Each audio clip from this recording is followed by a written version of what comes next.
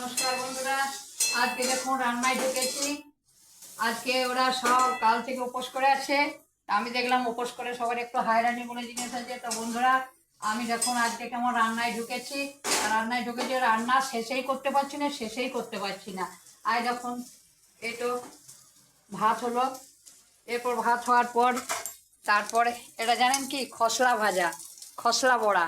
এটা আপনারা জানেন কি না জানি না, এটা খসলা বড়া। এখন আমি মন দিয়ে রান্না করেছি। এটা হচ্ছে পাট শাক, আর এটা হচ্ছে কুলেখাড়া শাক, শুশুনি শাক, 5 রকমের মিক্স দিয়ে এই শাকটা করেছি। শাকটা তো বিশাল ভালো লাগে সবারই। তাহলে এরপর এরপর দেখুন এইটা আমাদের পাড়া গ্রামে কি জানেন তো, খসলা। খসলা দিয়ে আলু দিয়ে, মানে পোস্ত যেমন হয় সেরকমভাবে একটা খসলা দিয়ে করে দিলাম। আর এই একটু চাটনি করে দিলাম। এরপর এইখানে পটল ভাজা, হচ্ছে, এখনও হয়নি, এখনও শেষ করতে পারিনি। যাই হোক, একটু আঁচটা কমানো আছে, যাই হোক বাগাতে পারলাম না। এরপর দেখুন এখানে আলাদা করে রাখতে হয়েছে। এখানে একটু মাছের তেল, যেটুকু এটুকু ছেলেকে করে দিলাম। আর এইটা একটু মাছের কালিয়া।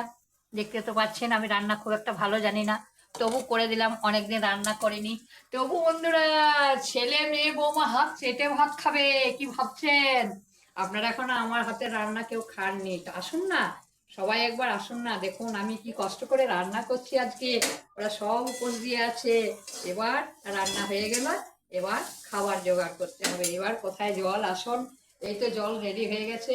এবার আমটুকু কাটবে, তারপরে বাস খেতে দিয়ে দেবো সবাইকে। আজকে সবাইকে তৃপ্তি করে খেতে দেবো। আর বন্ধুরা, এতে চাটনি আছে, এটা ঢাকা দিয়ে রাখো নি। এটা চাটনি আছে, এটা একটা চাটনি, ঢাকাটা খুলে গেছে, ঢাকা দিয়ে রাখো। এটা একটা চাটনি। বাকি সব আমার রান্না কমপ্লিট বন্ধু। 8টা তরকারি বানালাম বন্ধু, একা একা 8টা তরকারি বানালাম। তো দেখুন আপনাদের কেমন লাগলো এই খসলা গুঁড়াগুলো। দেখুন বন্ধু, খসলা গুঁড়া আপনাদের দেখলে ইচ্ছে করবে খেতে, কিন্তু আপনারা আসুন না।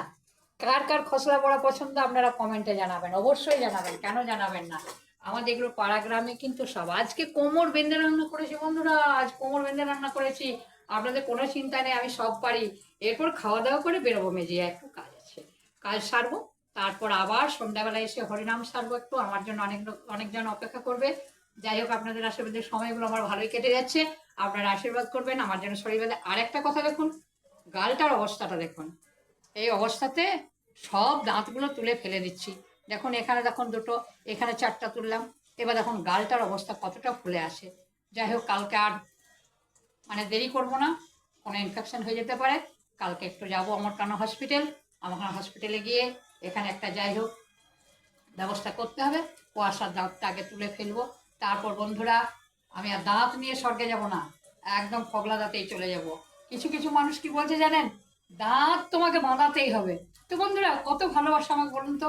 আমি এই বয়সে 55 বছর 56 বছর আর দাঁত বাঁধিয়ে আমি কি করব? তো যাই হোক, ফল ওই শোয়ে কোনো মানে লাভ হয় না।